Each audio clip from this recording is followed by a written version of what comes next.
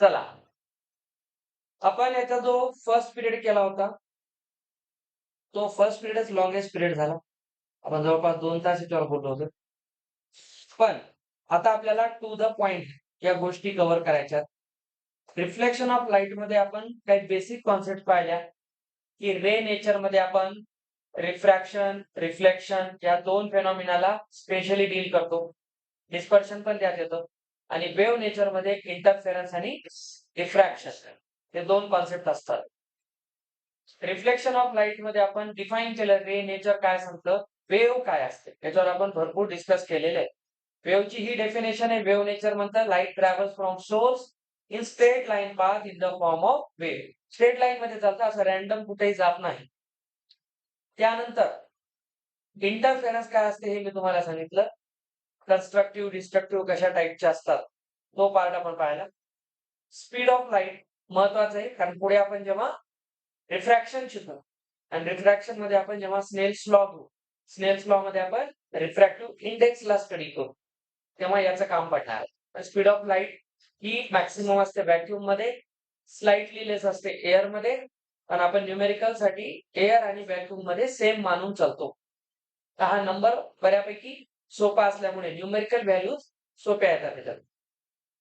आणि विजिबल लाईटला आपण डिफाईन केलं होतं, जसं 4 × 10⁻⁷ मीटरला 400 नॅनोमीटरही म्हणतात.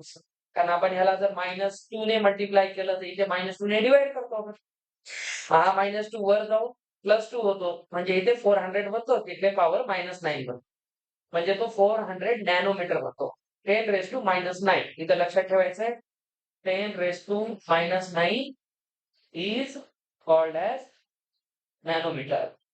हा एक महत्वाचा युनिट आहे, although it's not SI unit. ठीक आहे, still it is considered important. कारण आपल्याला पुढे फिजिक्स मध्ये 2 ते 3 टाईपचे युनिट्स नेहमी वापरायचे. तुम्हाला जे क्वेश्चन्स येतील आयदर ते मायक्रोमीटर मध्ये येतील. ठीक आहे, मायक्रो म्हणजे 10⁻⁻⁶. त्याच्यानंतर एक असते मिलीमीटर, 10⁻⁻³ मध्ये येतं, आणि त्याच्यानंतर एक नॅनोमीटर असतं, आणि खूप रेअर केसेस मध्ये पिकोमीटर असतं, मायनस पॉवर 12, 10⁻⁻12. तर हे महत्वाचे आहे त्याच्यामध्ये. ठीक आहे, तर नॅनोमीटर वगैरे मायक्रोमीटर तर आपल्याला 10th पर्यंत शिकायचंच आहे. फिजिक्स मध्ये येणारच आहे, पुढे इलेक्ट्रिसिटी मध्ये येईल तुम्हाला. तर बीम काय असते पाहिलं आपण. बीमचं जे नेचर आहे, कन्व्हर्जिंग आणि डायव्हर्जिंग, हे नेहमी एरो हेड कुठे जातो त्याच्यावर डिपेंड आहे. ठीक आहे, जर एरोचा हा जो डायमीटर आहे या इमॅजिनरी क्रॉस सेक्शनचा, हा डायमीटर जर लहान लहान होत गेला, डायमीटर रिड्यूस होत जाण्याचा अर्थ काय, हे सगळे एरो असे कन्व्हर्ज होणार आणि हे पुढे जाऊन एका पॉइंट मध्ये कन्सन्ट्रेट होतात, म्हणून याला कन्व्हर्जिंग बीम म्हणतो आपण. आणि डायव्हर्जिंग बीम मध्ये पहा, सगळे एरो डायव्हर्ज होतात, म्हणजे याचा डायमीटर इन्क्रीज होतो. तर ही कॉन्सेप्ट आपल्याला पुढे कन्व्हर्जन्स डायव्हर्जन्स मध्ये हेल्प करेल. आता ऑब्जेक्ट कशाला म्हणतात हे आपण पाहिलं. जेव्हा डायव्हर्जिंग रेज असतात, फक्त incident rays. Object is defined only by incident rays. ठीक आहे, ऑब्जेक्टचं घेणं देणं फक्त इन्सिडेंट सोबत आहे. रिफ्लेक्टेड रे सोबत इमेजचं घेणं देणं असतं. इमेज बनतेच रिफ्लेक्शन नंतर, म्हणून आपण रिफ्लेक्शन सोबत जोडतो इमेजला, इन्सिडेंट रे ऑब्जेक्ट सोबत जोडतो. तर ऑप्टिकल ऑब्जेक्ट म्हणतात, नुसता ऑब्जेक्ट नाही. आपण पुढे डेन्स मीडियम म्हणू रिफ्रॅक्शन मध्ये, डेन्सर मीडियम, रेअरर मीडियम. तर त्यावेळेस आपण डेन्सर रेअरर जरी म्हणत असो, तरी इनडायरेक्टली आपण काय म्हणणार, ऑप्टिकली डेन्सर, ऑप्टिकली रेअरर. या प्रत्येक वर्ड मध्ये एक हिडन वर्ड असणार आहे ऑप्टिकली, आणि हा पूर्ण ऑप्टिक्स मधला पार्ट आहे. तर रिअल ऑब्जेक्ट कोणता असतो, जेव्हा डायव्हर्जिंग लाईट ऑपोजिट डायरेक्शन मध्ये, म्हणजे आपण मिररच्या मागे हे बघतो, मिररच्या समोर आले बघा हे, आणि इकडे इमेज गेली पलीकडे, तर एका पॉइंट मधून जर डायव्हर्जन्स होत असेल, तर तो point of intersection of diverging rays is known as real object. Virtual object काय असतो, त्याच्यामध्ये कन्व्हर्जिंग पॉइंट असतो. तर कन्व्हर्जन्स झालं तर व्हर्च्युअल ऑब्जेक्ट, डायव्हर्जन्स झाले का पॉइंट पासून तर रिअल ऑब्जेक्ट. प्लेन मिररच्या केसमध्ये मी आज प्लेन मिरर डिस्कस करणार नाही, इट्स ऑलरेडी डन. आधी झालेलं आहे प्लेन मिरर आपल्या 8-9 स्टँडर्ड मध्ये. आता आपण यावर्षी फक्त स्पेरिकल मिरर्सवर आज आपलं डिस्कशन स्टार्ट होणार आहे. चला, आता या सगळ्या स्टोरी पूर्ण केल्यानंतर आज आपला कॉन्सेप्ट असणार आहे मिरर्स. आणि मिरर्स मध्ये 2 टाईप असतात, एक प्लेन मिरर आणि स्पेरिकल मिरर. Spherical mirror. आता आपल्याला काही काही गोष्टी बाय डिफॉल्ट लक्षात ठेवायच्या. जसं प्लेन मिरर मध्ये जी इमेज असते, इमेज इज ऑलवेज व्हर्च्युअल. हा मेन पॉइंट आहे. ठीक आहे. आता इमेज व्हर्च्युअल आहे याचा अर्थ ऑब्जेक्ट रिअल आहे. तर प्लेन मिरर मध्ये नेहमी लक्षात ठेवायचं, रिअल ऑब्जेक्टची इमेज व्हर्च्युअल असते आणि व्हर्च्युअल ऑब्जेक्टची इमेज रिअल असते. व्हर्च्युअल ऑब्जेक्ट म्हणजे कोणता? मिररच्या मागे, बिहाइंड द मिरर जो असेल त्याला आपण ऍज अ ऑब्जेक्ट ट्रीट केलं. याचं बेस्ट एक्झाम्पल असते शेविंग पार्लर किंवा कटिंगच्या दुकानात बघा, पॅरलल मिरर्स लावलेले असतात. तर आपण ऑब्जेक्ट आहोत. आपण ज्या मिररच्या समोर बसतो आपण ऑब्जेक्ट, रिअल ऑब्जेक्ट. आपली इमेज मध्ये दिसते ती व्हर्च्युअल. आता मध्ये दिसणारी इमेज आपल्या मागच्या आरशामध्ये परत दिसते. समजलं? तर त्या केसमध्ये काय होईल बघा, सेकंड रिफ्लेक्शन झालं आणि ही इमेज मागच्या आरशात गेली. याचा अर्थ काय झाला? आरशातली इमेज आता ऑब्जेक्ट आहे. बघा, रिअल ऑब्जेक्ट मी होतो, माझी फर्स्ट इमेज कोणती झाली? व्हर्च्युअल. आता हा व्हर्च्युअल इमेजचा जो पार्ट आहे तो ऍक्च्युअली काय झाला? ऑब्जेक्ट झाला. पण आता तो कोणता ऑब्जेक्ट आहे? Virtual object. तर व्हर्च्युअल ऑब्जेक्ट हा एक हायपोथेटिकल कॉन्सेप्ट आहे, लक्षात ठेवा. आता प्लेन मिरर मध्ये इमेज नेहमी व्हर्च्युअल असते. हे एकच पॉइंट सध्या डोक्यात ठेवला तरी चालेल. आता आहे स्पेरिकल मिरर्स. तर स्पेरिकल मिरर्स मध्ये मिरर कसे आपण तयार करतो हे तर सगळ्यांना माहिती आहे. एक ग्लास घ्या, त्या ग्लासला एका साइडनं पॉलिश करा. जर प्लेन आपण एक सरफेस घेतला, एक पार्ट पूर्ण पॉलिश केला तर तो मिरर. जर दोन्हीही पार्ट आपण पॉलिश न करता तसेच ठेवले तर तो जस्ट एक ग्लास असतो. तो पूर्ण एक ट्रान्सपरंट ऑब्जेक्ट असतो. ठीक आहे. आणि ह्याच्यामध्ये काय होतंय, तो पॉलिश पार्ट एका ओपेक ऑब्जेक्ट सारखं काम करतो आणि तो रिफ्लेक्शन करतो. तर स्पेरिकल मिरर्स मध्ये आपण स्टडी करत असताना लक्षात ठेवायचंय, हे जे मिरर्स आहेत, these mirrors are made by किंवा made from spherical glass or glasses. यांच्यापासून हे बनवले जातात. आता स्पेरिकल ग्लासेस आहेत तर आपण असं समजू, याच्यामध्ये समजा हा एक स्फिअर आहे. हे आपल्याकडे सॉफ्टवेअर आहे, आपण कशाला एवढं घाण काढायचं.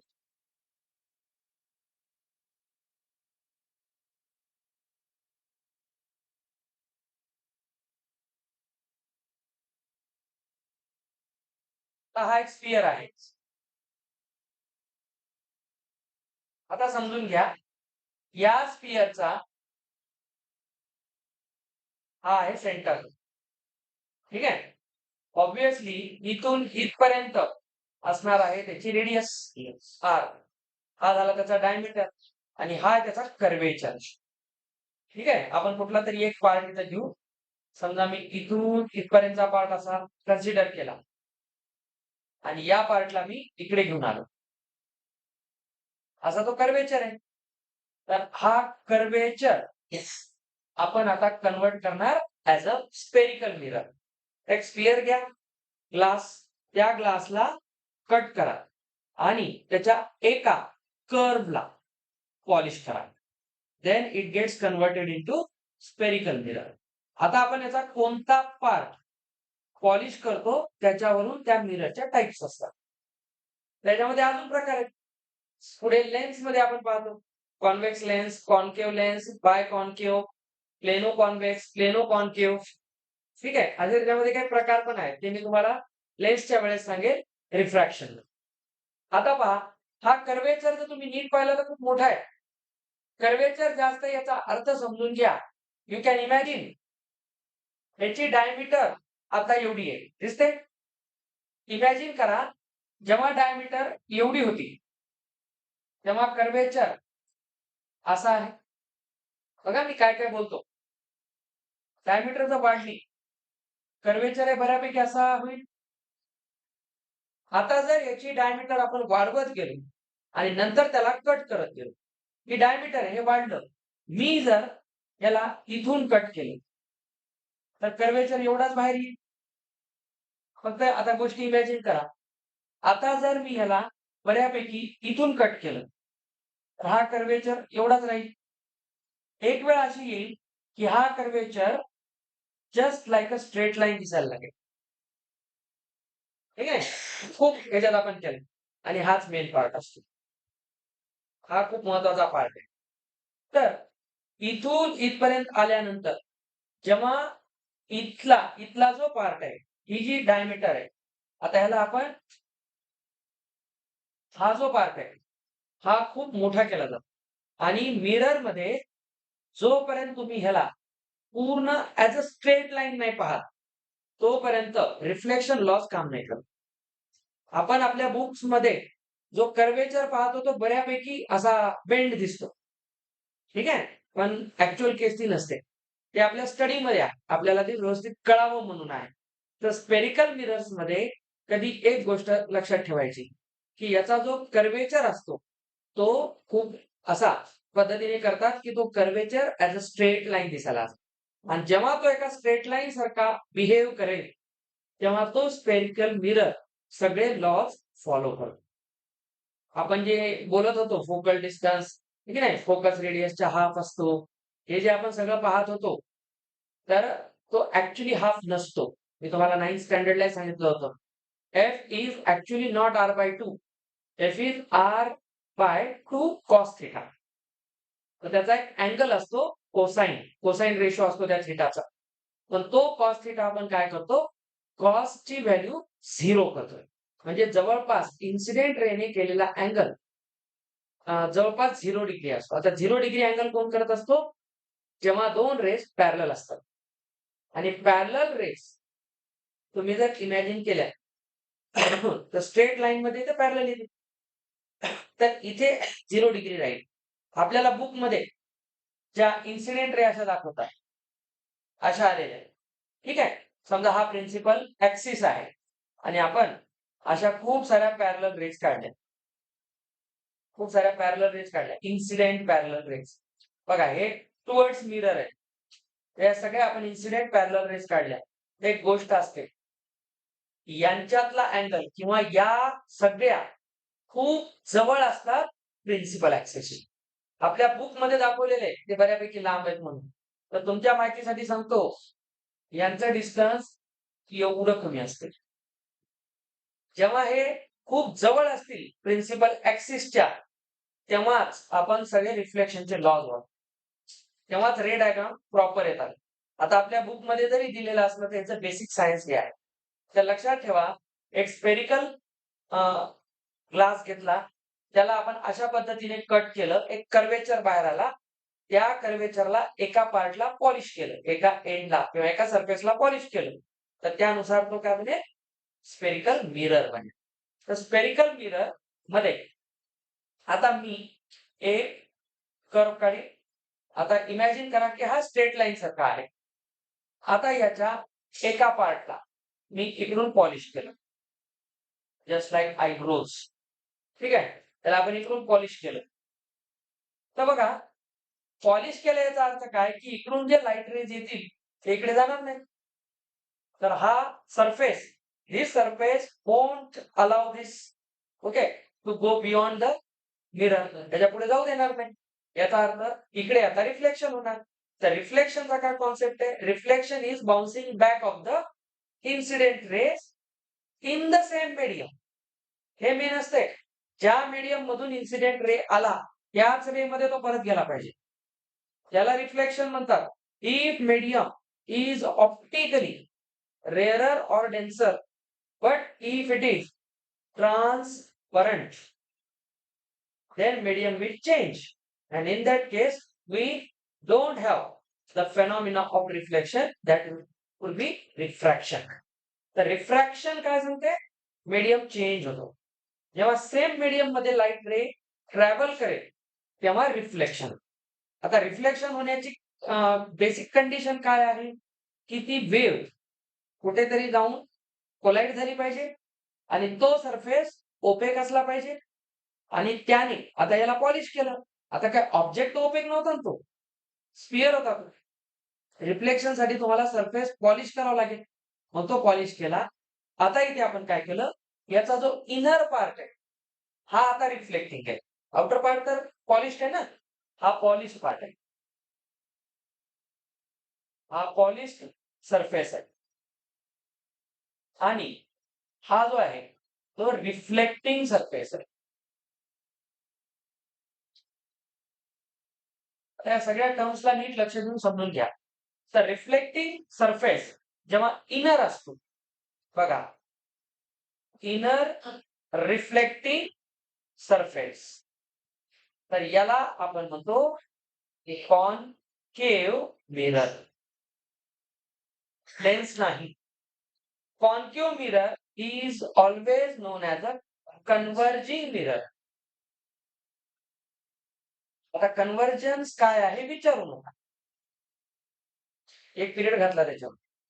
त्याच्यामध्ये सगळ्या रिफ्लेक्टेड रेस काय होती, हा एका पॉइंट मध्ये मीट होतील, एका पॉइंट मध्ये भेटतील, कन्व्हर्ज होतील. आणि जिथे कन्व्हर्जन्स आहे, ऍक्च्युअल मीटिंग आहे, ऍक्च्युअल मीटिंग, तिथे बनते रिअल इमेज. रिअल इमेजची डेफिनेशन ऍक्च्युअली काय आहे, which can be taken on the screen, that's not real definition. हे तर फक्त कळण्यासाठी आहे. रिअल डेफिनेशन काय असते, की त्याला आपण त्याचं actually after reflection they meet at a single point in reality, in front of mirror. मिररच्या मागे कोणी भेटत असेल तर ते व्हर्च्युअल आहे, जस्ट लाईक प्लेन मिरर. पण मिररच्या समोरच जर त्या ठिकाणी कन्व्हर्जन्स होत असेल तर ती इमेज एक रिअल इमेज असते. आणि रिअल इमेज मध्ये जर तुम्ही एखादा स्क्रीन ठेवला त्याच्या पाथ मध्ये, तर तुम्हाला त्याची इमेज त्या स्क्रीनवर मिळते. म्हणून एक्सपेरिमेंटली लक्षात आलं की जी रिअल इमेज बनत होती ती स्क्रीनवर घेता येते, जी नाहीये ती नाही घेता येणार, व्हर्च्युअल. म्हणून आपण नंतर एक त्याला कॅरेक्टरिस्टिक देऊन टाकलं, की ज्या इमेजला आपण ऍक्च्युअली एखाद्या स्क्रीनवर ऑब्टेंड नाही करत ती व्हर्च्युअल आहे. म्हणून या गोष्टींकडे थोडंसं पाहून घ्या. इथे जो मिरर आहे तो कन्व्हर्जिंग असेल, त्याचा अर्थ तो कॉन्केव्ह आहे. अंतर्वक्र, याला मराठीत अंतर्वक्र म्हणतात. आतील भाग वक्र. आता बाहेरचा वक्र नाही का, बाहेरचा पण वक्रच आहे, पण तो पॉलिश्ड आहे, तो लाईटला पुढे जाऊ देत नाही. अंतर्वक्र. बहिर्वक्र कॉन्व्हेक्स, बाहेरून वक्र आहे म्हणून बहिर्वक्र, संस्कृत वर्ड येते. तर हा अंतर्वक्र आरसा आहे. ठीक आहे. Concave mirror is converging mirror, means in this mirror when we draw ray diagrams we get most of the time real images.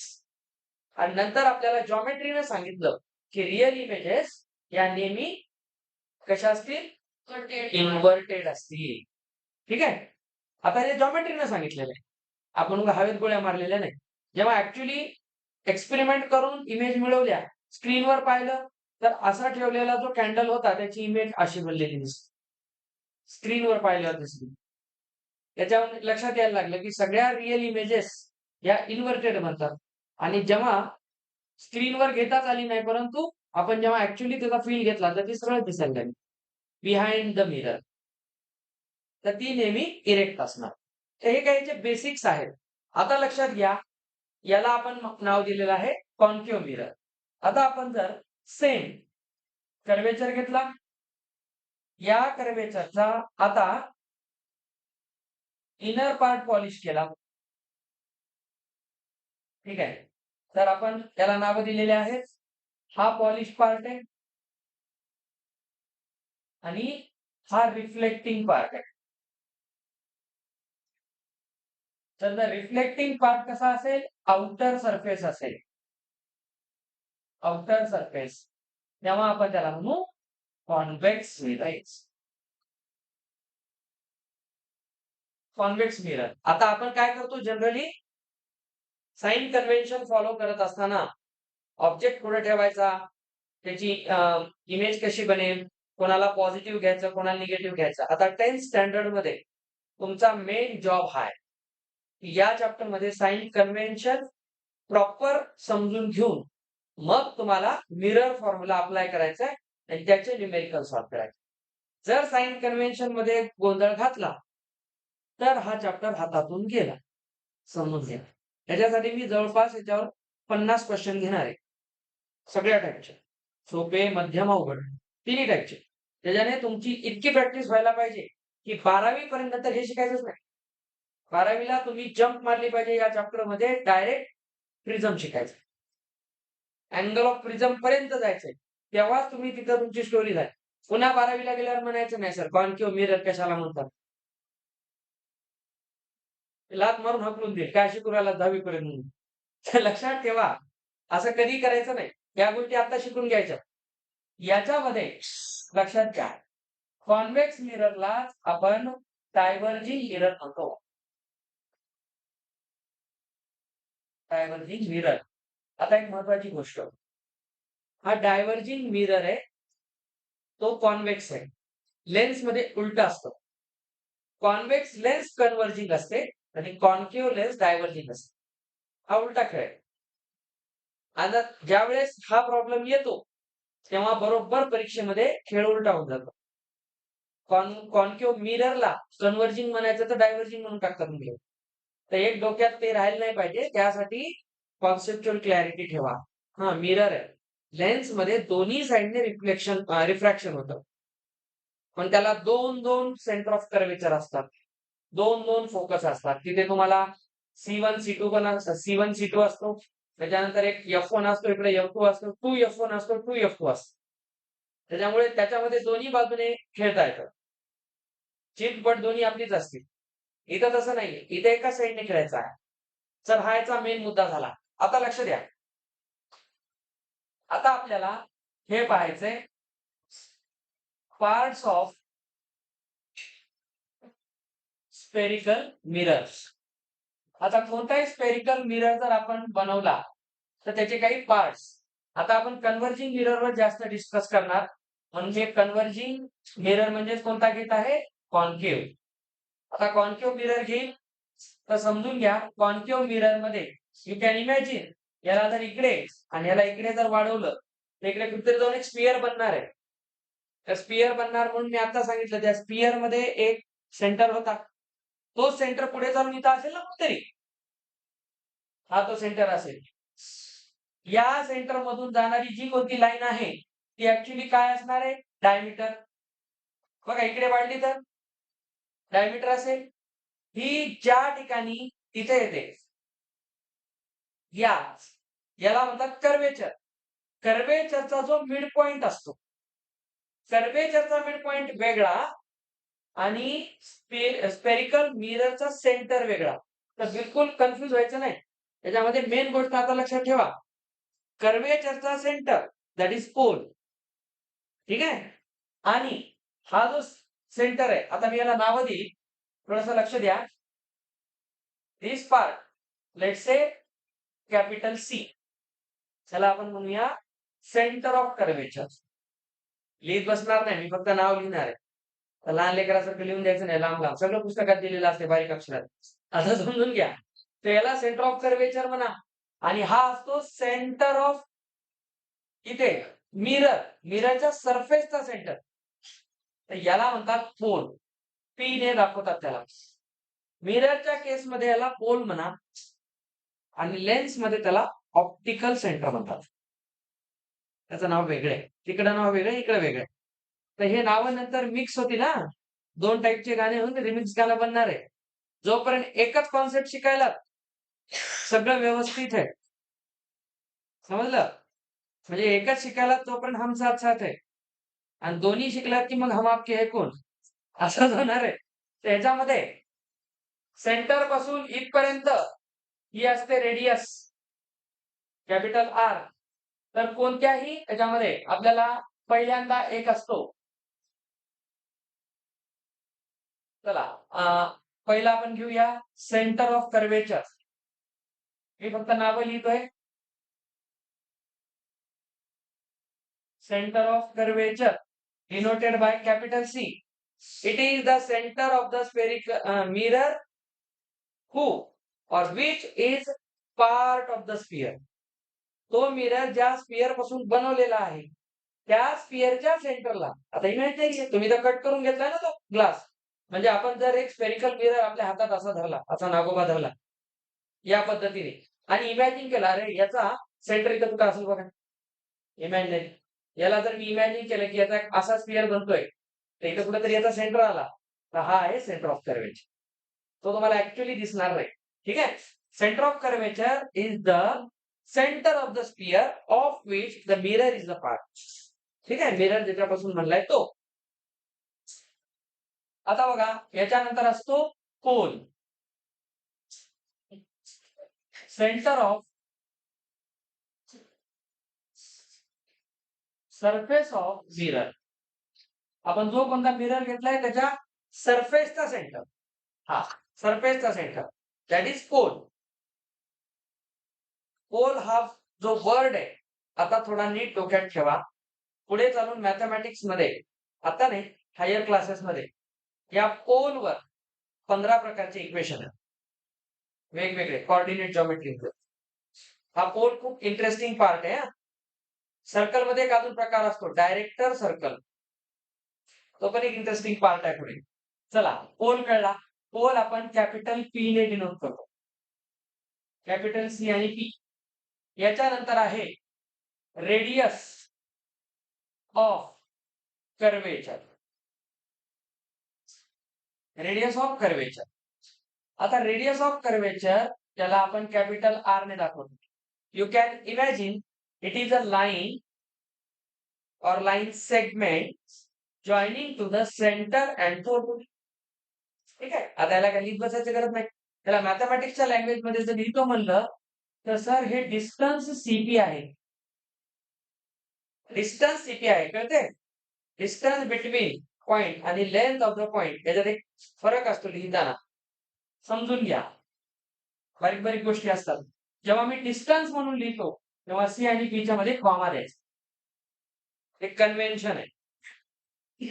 और लेंथ ऑफ सीपी कळलं. जेव्हा आपण लेंथ लिहितो तेव्हा कॉमा नाही. हे कोऑर्डिनेट जॉमेट्रीचं कन्व्हेन्शन आहे. लेंथ ही एक कंटिन्युअस क्वांटिटी असते म्हणून मध्ये कॉमा येत नाही. आणि डिस्टन्स, डिस्टन्स मध्ये काय कंपल्सरी आहे का की त्या दोघांना जोडलंच पाहिजे.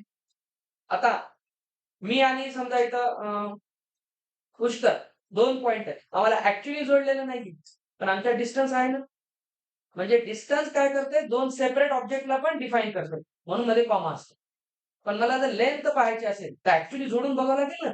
एक कंटिन्युअस क्वांटिटी होईल म्हणून कॉमा येत नाही. प्रत्येकाच्या मागचं रिझन असते, उगाच काही कन्व्हेन्शन उगाच बनत नाही. तर समजून घ्या. मॅथमॅटिकली तुम्ही त्याला distance between C and P म्हणा किंवा लेंथ ऑफ सीपी म्हणा. That is radius of curvature. या सगळ्या टर्म्स आहेत. या टर्म्सवर तुम्हाला एमसीक्यूज येतात. हे थेरॉटिकल पार्ट आहे सगळा. याच्यानंतर मेन गोष्ट सुरू होते, that is principal axis. Principal axis. Axis आहे. प्रिन्सिपल ऍक्सिस ही एक लाईन असते. ठीक आहे. आता ही पुढे एक्सप्लेन होऊ शकते. Principal axis is a line passing through C and P. Centre ज्यातून जाणारी ही लाईन आहे. सी आणि पी मधून जाणारी लाईन आहे. आपण जेव्हा त्या लाईनला फक्त एका स्पिअरवरच बघू, लाईन म्हणून न पाहता त्याला डायमीटर म्हणून पाहू, तेव्हा ते डिस्टन्स आरच्या डबल होऊन जाईल. तर तो भाग वेगळा आहे, त्याला सोडून द्या. ही एक लाईन असते. याच्यानंतर असतो प्रिन्सिपल ऍक्सिस. नंतर आता मेन गोष्ट सुरू होते principal focus. Principal focus is denoted by capital F. आता याचं म्हणणं काय पहा. प्रिन्सिपल फोकस काय सांगतो, आपण जर एक मिरर घेतला त्याच्यावर आपण पॅरलल इन्सिडेंट रेस टाकल्या. कोणाला पॅरलल? Principal ऍक्सिसला parallel. मध्ये मध्ये बोलू नका. या सगळ्या इन्सिडेंट रेज आहेत. पॅरलल टू प्रिन्सिपल ऍक्सिस टाकल्या. आफ्टर रिफ्लेक्शन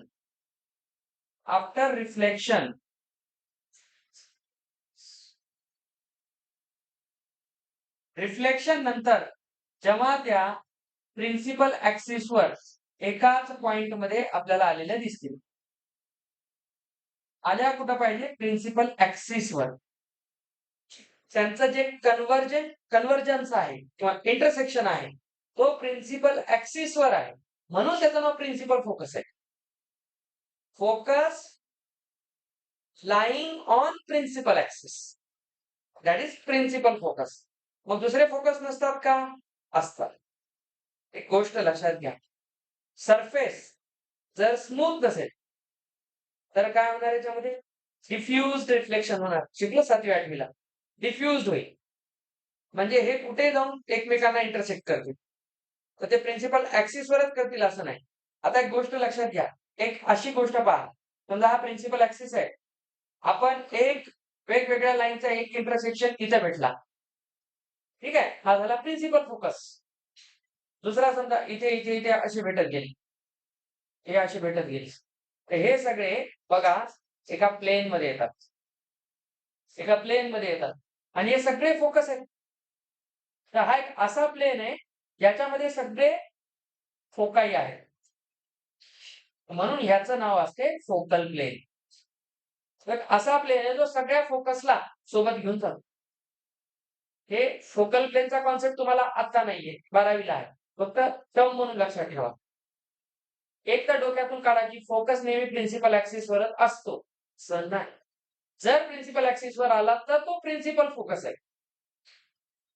नाही तर तो फोकस नाही. फोकस तर कुठे येऊ शकतो. त्यांना जर सरफेस खराब झाला, मिररचा सरफेस जर खराब असेल, स्क्रॅच पडला त्याच्यावर, तर डिफ्यूज होईल.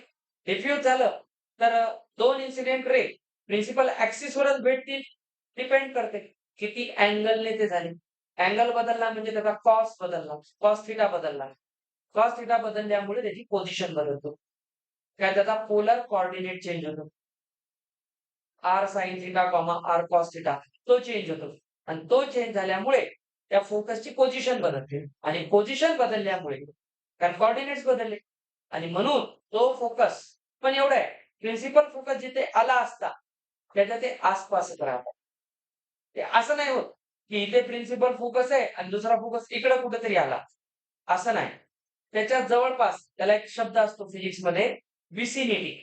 विसिनिटी म्हणजे त्याच्या सानिध्यात, त्याच्या एरिया, त्याच्याच एरियात तो जवळपास असतो. जनरली तो एका स्ट्रेट लाईन मध्ये असतो, आणि म्हणून या सगळ्या फोकसला ज्या प्लेन मध्ये आपण घेतो त्याला फोकल प्लेन. आता मेन गोष्ट, नुसता फोकस वर्ड नाहीये, प्रिन्सिपल फोकस आहे. And we generally focus on principal focus. आपला फोकस तिथं असला पाहिजे. नेहमी असं नाहीये की ऑब्जेक्टचं रिफ्लेक्शन झालं, इन्सिडेंट रेजचं रिफ्लेक्शन झालं की त्यांनी नेहमी फोकसवरच भेटावं असं नाही. फोकस मधून पास होणार हे करायचं. इंटरसेक्शन तर कुठे येऊ शकते, आणि त्या इंटरसेक्शनवर ठरतं की इमेज कशी असेल. ही सगळी स्टोरी आहे. ही स्टोरीज खूप महत्वाची आहे, एक कॅरेक्टरिस्टिक आहे. तर प्रिन्सिपल फोकस, रेडियस आणि प्रिन्सिपल ऍक्सिस मध्ये काय difference आहे? रेडियस आणि प्रिन्सिपल ऍक्सिस तुला नावावरून लक्षात आहे. रेडियस एक लेंथ आहे, रेडियस एक लेंथ आहे. लेंथ कशाची मोजतात? सेगमेंटची का लाईनची? म्हणजे रेडियस एक सेगमेंट आहे, प्रिन्सिपल ऍक्सिस एक लाईन आहे. ठीक आहे, लाईनची लेंथ मोजता येते का? लाईनची लेंथ मोजलं तर त्याला जॉमेट्री मध्ये लाईन म्हणता येणार नाही. सिंपल गोष्ट आहे. ज्या लाईनची लेंथ मोजता येते त्या लाईन सेगमेंट आहे. नेमकं म्हणायला लाईन येतो, ऍक्च्युअल तो लाईन सेगमेंट आहे. फरक आहे. हे एक लिमिटेड डिस्टन्स आहे, हे इनफायनाइट असू शकतं. म्हणून मी तुम्हाला काय सांगितलं, या प्रिन्सिपल ऍक्सिसला जर मी फक्त स्पिअरच्या डायमीटर पुरतच डोक्यात घेतलं तर ते एक सेगमेंट होऊन जाईल, आणि मग त्याची लेंथ तुम्हाला कॅल्क्युलेट करता येईल. या गोष्टी चांगला क्वेश्चन आहे, पण लक्षात घ्या एक लेंथ आहे आणि ही लाईन आहे, हा फरक आहे दोघांमध्ये. प्रिन्सिपल फोकस आणि फोकस मधला फरक कळला? हा हा खूप महत्वाचा आहे. आता याची डेफिनेशन काय असणार आहे बघा. In a concave mirror when incident rays drawn parallel to the principal axis after reflection meet on a single point on the principal axis that is known as principal focus. पाठ करायचं नाही, काय म्हणालो ते समजून घ्यायचं. इन्सिडेंट रे आल्या, collide झाल्या, रिफ्लेक्ट झाल्या आणि प्रिन्सिपल ऍक्सिस वर एका पॉइंट मध्ये भेटल्या. That converging point is principal focus. आणि नंतर मॅथमॅटिक्स मध्ये असं लक्षात आलं, हे जे प्रूफ आहेत बेटा, हे सगळे प्रूफ 12वीला शिकतो आपण. आता नाही, आता फक्त फॅक्ट्स शिकायचे, त्यांना चॅलेंज नाही करायचं. आता विचार करा, हे रेडियस आहे. असं लक्षात आलं की आपण असे जर दोन वेगवेगळे इन्सिडेंट रेज घेतले, एका ऑब्जेक्ट मधून इन्फायनाइट इन्सिडेंट रेज निघतात. आपण हे पण कन्सिडर करतो, हे पण करतो. याचं झालं रिफ्लेक्शन आणि याचंही रिफ्लेक्शन झालं, इथं भेटले. That is principal focus. आता हा बघा प्रिन्सिपल ऍक्सिस वर आला. असं लक्षात आलं मॅथमॅटिकली, सीपी डिस्टन्स जे आहे त्याचा हा मिड पॉइंट असतो. लाईन सेगमेंटचा मिड पॉइंट आहे. याचा अर्थ प्रिन्सिपल फोकस रेडियसच्या हाफ आहे. हे मॅथमॅटिकली आहे. बघा आता ह्याला मी एक नाव तुम्हाला सांगणार आहे, ऍज अ नेम म्हणून लक्षात ठेवा, एक टर्म म्हणून. मी जे तुम्हाला आता थोड्या वेळापूर्वी म्हणलो होतो, सगळ्या इन्सिडेंट रेज प्रिन्सिपल ऍक्सिसच्या जवळ असतात म्हणलं होतं. असं नाही प्रिन्सिपल ऍक्सिस इथं आहे आणि रे चालली वसमत एवढ्या डिस्टन्स वरून, असं नाही, खूप जवळ आहे. तर सगळ्या parallel incident rays which are very close to principal axis are known as paraxial rays. Paraxial, ऍक्सिसला पॅरलल, पॅराएक्झियल. नाव लक्षात ठेवणं अवघड नाही. ऍक्सिसला पॅरलल आणि विथ व्हेरी स्मॉल अँगल्स, खूप जवळून जातात. म्हणजे जेव्हा रिफ्लेक्शन होईल ना, ते खूप छोटा ऍक्यूट अँगल म्हणून होतील. तुम्ही इमॅजिन करा ना. चला इकडे पहा, लक्ष द्या. समजा हा प्रिन्सिपल ऍक्सिस आहे, मी एक इथे काढतो आणि याचं रिफ्लेक्शन पहा, इथं आलं. तर इथला अँगल पहा, हा अँगल पहा थिटा. आणि जर मी एकदम जवळ पॅरॅक्झियल रे काढला आणि याने याच्यावर यायचा प्रयत्न, इथला अँगल पहा. तर पॅरॅक्झियल रेज जे असतात ते प्रिन्सिपल ऍक्सिस ज्यावेळेस ते रिफ्लेक्ट होतात, म्हणजे इन्सिडेंट रे आणि रिफ्लेक्टेड रे यांच्यातला जो अँगल असतो तो खूप स्मॉल असतो. अँड फॉर स्मॉल अँगल म्हणजे तो नियरली झिरो असतो. नियरली झिरो आहे आणि म्हणून होतो कॉस झिरो. आणि कॉस झिरो मी तुम्हाला 9th स्टँडर्डला वर्क डन मध्ये शिकवलं होतं. Cos zero is 1. मग जो आपला ऍक्च्युअल फॉर्म्युला आहे, आपल्याला आता याचं ऍक्च्युअल घेणं देणं नाही. हे कॉन्सेप्ट आहे पॅरॅक्झियल रेजचा. आता फक्त समजून घ्या, इथे एक गोष्ट अशी लक्षात येते की जो हे जे डिस्टन्स आहे त्याच्यानंतर एक कॉन्सेप्ट असते फोकल लेंथ.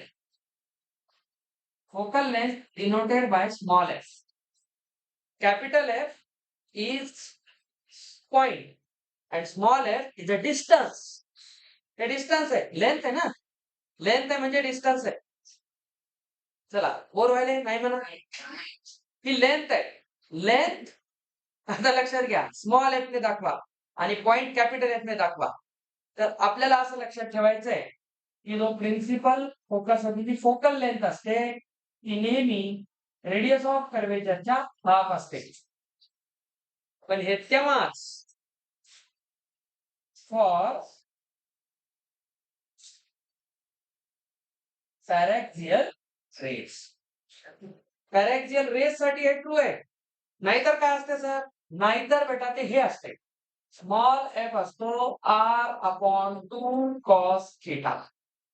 थिटा जर वाढत गेला तर बघा कॉस 0 1 असतो.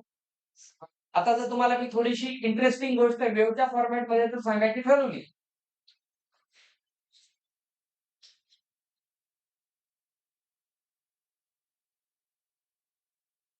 तर जी वेव्ह ओरिजिन पासून स्टार्ट होते ती साईन असते, साईन वेव्ह असते आणि ही कोसाईन वेव्ह असते.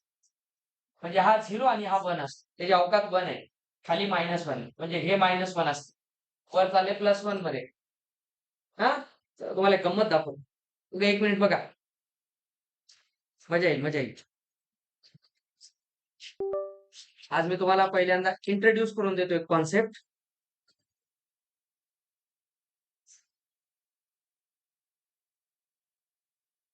एक सॉफ्टवेअर आहे आपलं डेस्मॉस. आता मी डेस्मॉसवर सगळे जेईई मेन्सचे फंक्शन आणि ग्राफ शिकवतो. तर आपण एक साइन एक्सचा ग्राफ काढू. साइन एक्स बघा, ओरिजिन पासून आलाय. दिसतो हा पॉइंट? चला, ज्यांना दिसत नसेल त्यांनी लक्ष द्या. बघा, साइन एक्सचा ग्राफ. आता याचा दोस्त साइनोसॉइडल कॉस एक्स. ब्ल्यू लाईनने आलेला कॉस एक्सचा ग्राफ. आता जो तुम्हाला हा पॉइंट मी दाखवतोय त्याच्याकडे थोडंसं लक्ष द्या. स्क्रीनवर दिसते 0,0. याच्याकडे लक्ष द्या 0,1. आता आपण 9th ला शिकलोय कोऑर्डिनेट्स कसे लिहितात. वाय ऍक्सिस वर एक्स कोऑर्डिनेट 0 असतो. ओरिजिनला दोन्ही 0 असतात. आता तुम्ही जर पाहिलं साइन एक्स बघा, साइन सुरू होतो 0 डिग्रीला. 0 अँगल आहे ना इथं. हे अँगल्स असतात बेटा. इथे तुम्हाला एक अँगल दाखवतो पाय. आता हे पाय म्हणजे आपला 22/7 का? येस. पण this is not in degree. 11वीला गेलं की डिग्रीला द्यायचं सोडून tata bye bye. Degree measure 10वी पर्यंत आहे. 11वीला आलं की डिग्रीला द्यायचं हकलून आणि एक नवीन दोस्त करायचा radian. Radian, radian is a real number. Degree is not real number. आपण इतके वर्ष नॉन रियल नंबर सोबत जगायलो. 10 वर्ष झाली. पूर्ण मॅथमॅटिक्स, पुढचं जे मॅथमॅटिक्स आहे कॅल्क्युलस, सगळं कॅल्क्युलस कोणासोबत चालते? रियल नंबर सिस्टीमवर. आणि रियल नंबर मध्ये रेडियन असतो आणि रेडियनचं जे रिलेशन आहे ते सर्कल मध्ये पाय सोबत असतं. म्हणून त्याला पायने डिनोट करतात. आपण ज्याला 180 डिग्री म्हणतो त्याला रेडियन मध्ये पाय म्हणतात. तर पाय मीन्स 180 डिग्री. डिग्री सोबत त्याचं रिलेशन जसं 1 रुपीज इज 100 पैसे इक्विव्हॅलन्स, तसं पाय इज इक्विव्हॅलंट टू 180 डिग्री. आता ऐका, अँगल 0 आणि हे तुम्ही याची अवकात बघा. एक पॉइंट आलाय π/2, 1. अँप्लिट्यूड आहे ना वेव्हचं. π/2, 1. याचा अर्थ काय? एक्स ऍक्सिसचा पॉइंट आहे π/2 आणि वाय ऍक्सिस वर आहे 1. एक्स, वाय असतो कोणताही पॉइंट 2D मध्ये. मला आता जे सांगायचंय त्याच्याकडे लक्ष देऊन पहा. कॉस जो असतो, कॉस 0 डिग्रीला मॅक्सिमम आहे बघा. बघा त्याची व्हॅल्यू 1 आहे. 1च्या वर ग्राफच नाही ना. आणि हा ग्राफ जर थोडासा मी इकडे घेऊन जातो म्हणलात, वाटल्यास याला थोडंसं लहान करतो म्हणलात, तर आपली एक वेव्ह बघा. ही एक वेव्ह आहे इथपर्यंत दिसली.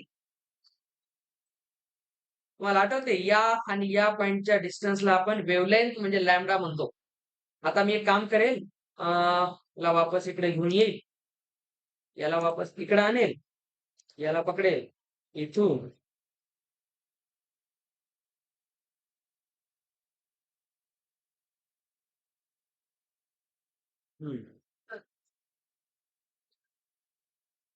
आता आपण याला स्टडी करू शकतो.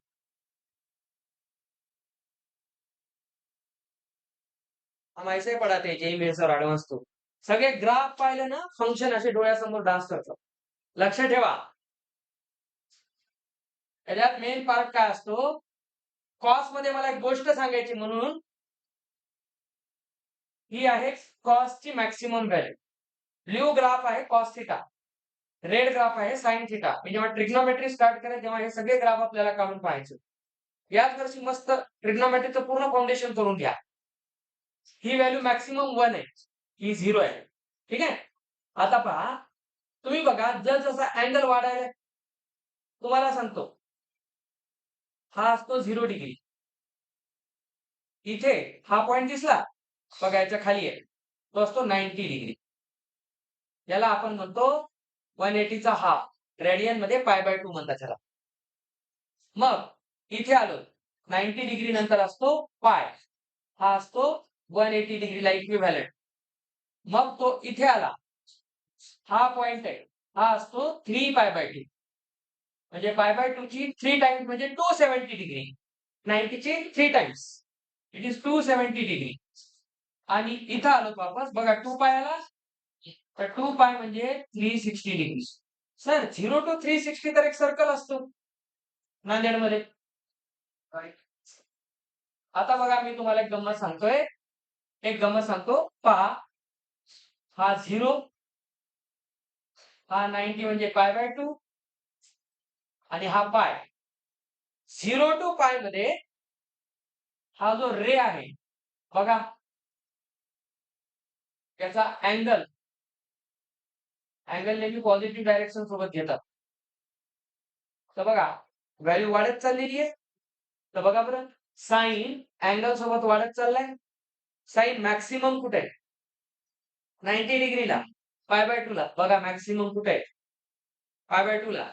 या वेव्हला सर्कल सोबत जोडा, म्हणून याला सर्क्युलर सिस्टीम म्हणतात ट्रिग्नोमेट्री मध्ये. आणि सर्क्युलर सिस्टीम मध्ये डिग्री नसते, रेडियन असते, म्हणून आपण पाय वापरतो. π/2 ला साइन मॅक्सिमम आहे. आता बघा, परत तो 180 ला 0 व्हायला पाहिजे. बघा 180 ला वापस याच लाईनवर आला, 0 झाला इथं साइन. तर आता मग खाली जाण्याचा अर्थ काय? आता तो इथपर्यंत कोणता अँगल होता? Straight line 180. आपल्याला माहिती आहे 180च्या नंतर रिफ्लेक्स अँगल सुरू होतात.